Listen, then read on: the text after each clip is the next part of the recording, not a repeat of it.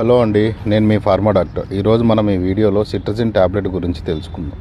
ఇది చిన్నపిల్లలకైతే సిరప్లోనూ, పెద్ద పిల్లలకైతే ట్యాబ్లెట్ రూపంలోనూ ఉంటుంది. ఇవి ముఖ్యంగా ఎందుకు వాడతారు అంటే చర్మం మీద దద్దులు రావడం, లేదా దురద రావడం, ఇరిటేషన్ ఏదన్నా ఉన్నా, అలర్జిక్ రియాక్షన్స్ ఏదన్నా ఉన్నా, దాంతోపాటు కంటిలో ఎర్రగా ఉండడం, కంటిలో నుంచి నీళ్లు గారడం, అలాగే జలుబు, తుమ్ము, తలనొప్పి ఇట్లాంటిది ఏ సమస్య ఉన్నా కూడా సిట్రజిన్ ట్యాబ్లెట్ వాడుతున్నారు.